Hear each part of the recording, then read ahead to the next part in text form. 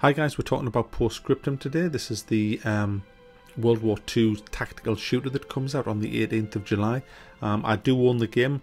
I bought into this a few weeks ago, and I have played for one of the weekends where they were doing like a stress test on the server, and I have to say the game is terrific. It's a really good game, and I'm going to talk a little bit about the game, the background to it and everything, but I will be doing a full review on this when it comes out. But this is just a preview. This is not a review of the game. In fact, the footage that you're going to see in this video today is not footage I've recorded. I've lost the footage I've recorded, which is a bit of a shame, but it doesn't matter. You're going to get probably better footage because I sucked ass when I played it. A little bit of background on the game. It's set during Operation Market Garden. That was the big airborne drop into Holland during World War II.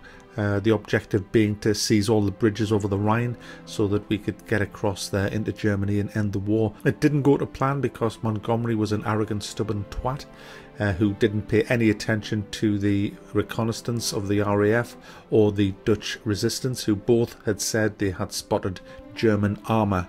And there was a shit ton of it there, and bear in mind these were paratroopers that was going in with Piats, which was their only anti-tank weapon, which kind of was on a spring. It was just pretty poor, and machine guns against Tiger tanks.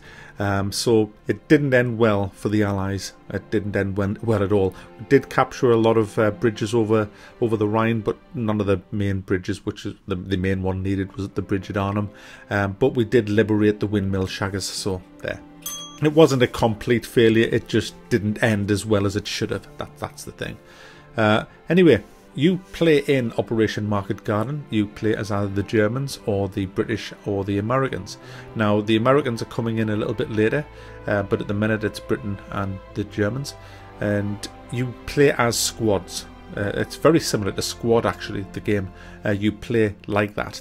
The whole gameplay is like that. It is not like the meat-grinding bullshit that you've been fed for the last 10 or 15 years from AAA titles such as the Battlefield series, Call of Duty, and all of that bullshit.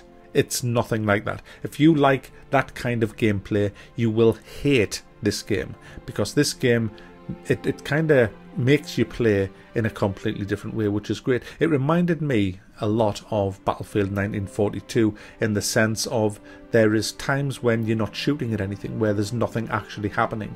That happened quite a bit in Battlefield 1942, and that's probably why if Battlefield 1942 was remastered, people wouldn't be able to play it very well, because they're so used to respawning on top of someone's face and then shooting them and just running around like a complete knob end. That's how games are today. It's just this meat grinding, pointless, solo induced running around like a complete prick, shooting everything. That's what Call of Duty is. That's what Battlefield is now, let's be honest. It's just that all the time. Battlefield 1942 was nothing like that at all. You would start in a base miles away from the Germans. It took you a minute or two just to even get close to anybody that you wanted to shoot. You would set up ambushes, you would hide in villages and that, and wait for the enemy to try and come and take that village. They wouldn't know you were there, then you'd just open up from windows and everything with a great ambush. That kind of gameplay happened all the time in Battlefield 1942. There was lulls, and that's what it's like in this. There are big lulls where there's nothing happening. I don't mean lulls or lulls. It's a lull in the combat where you will proceed to an objective, maybe capture that objective or hold that objective, and you'll not see anybody. There'll be no enemies anywhere near you, and it's that kind of game. It's all squad based, like I mentioned earlier, which pretty much means that it's a team game. There is no place for anybody who is a scoreboard watcher in this that wants to come top. It's totally not that type of game at all. It's about being in your squad and doing what your squad have to do, and your squad works in tandem with other squads through the great communication system that's in this game, which allows the squads to communicate and say what they're going to do and have objectives, whether you're on attack or whether you're on defense. Now, within each squad you have different classes. You have snipers, you have RPG, they're not RPGs, Mackie prick. like bazookas and things like that.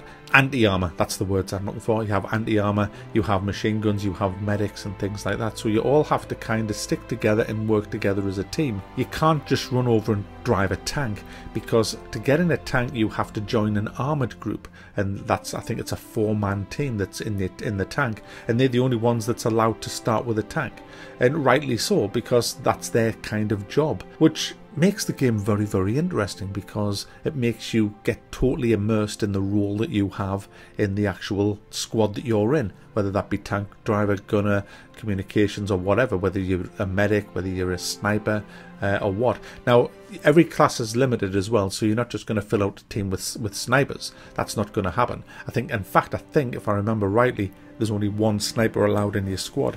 Now, the way I found when I was playing this game was that sniping, oh, it's damn annoying. It is really annoying. You will just die. You'll just be in a cornfield or a grassy bank, and you'll be lying down and just looking around, and all of a sudden you get shot. You hear the bullet as it's left the gun, you hear the thwack, and then you're dead.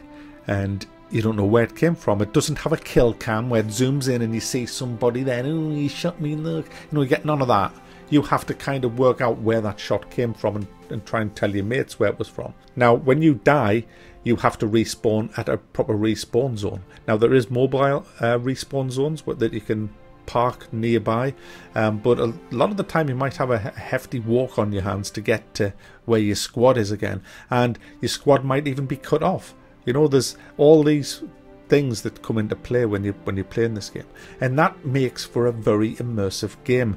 Like I say, it is not for Call of Duty players. This is not for what has become Battlefield now. It's just that it is not. You're not going to like this. Squad players are probably going to love this, but it's not a meat grinder.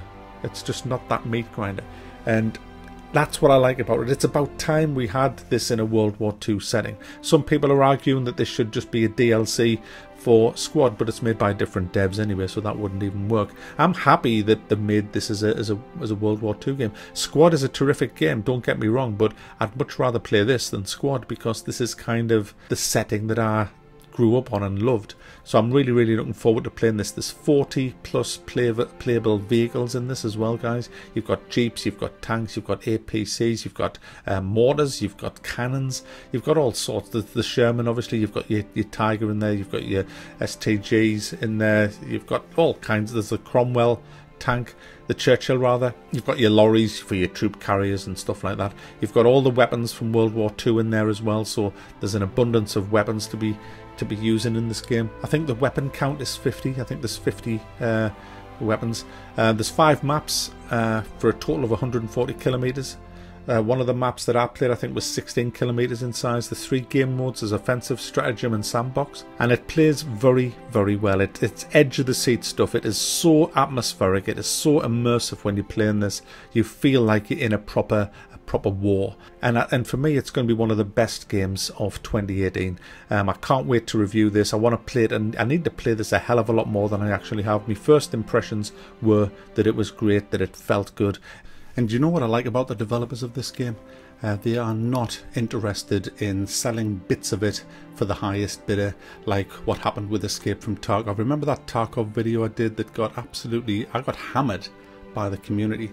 Well, we're almost a year on from that now, and I've just been back today to have a look at the progress, and it's laughable. This is why it's relevant to Scriptum, because you can buy this game in 3 packs. There's the standard edition, a deluxe edition, and a supporters edition. Now, the game isn't out yet, but if you buy that, you get access to the stress tests. But you don't get anything whatsoever that will help you in-game. You don't get anything in-game. Never mind that will help you or won't help you. You don't even get a different coloured fucking hat. You get nothing. You are purely expected to pay that bit extra to help the developers of the game. And that is the way it should be.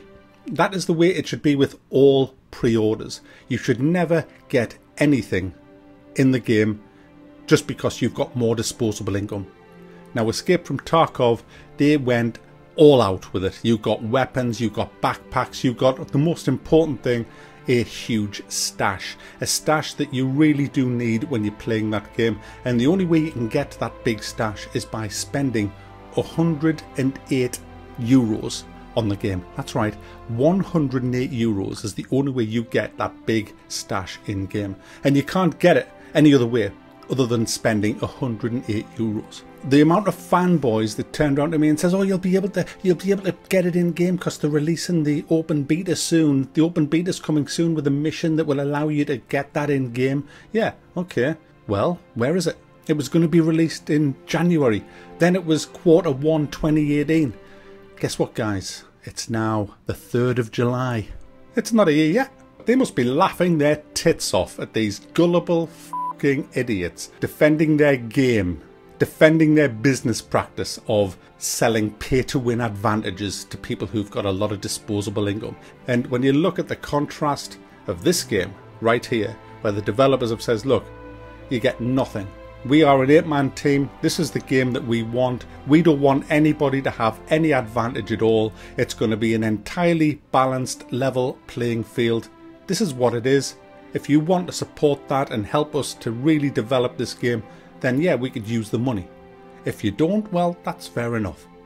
And that is integrity, my friend, right there. So well done to Periscope Games for resisting, because they could have absolutely sold out big time on this game. They could have been giving you all kinds of stuff if they wanted. And I'm sure that thought was suggested to them by people, but they haven't. They could, but they haven't. That's integrity right there. So I'll be reviewing this on the 18th of July. I'm hoping that it's as good as it was when I played it for that little weekend. I can't wait to get back into it. You'll get the full review shortly after the game actually releases. So there you go, guys. Post Scriptum. What an awful name for a brilliant game.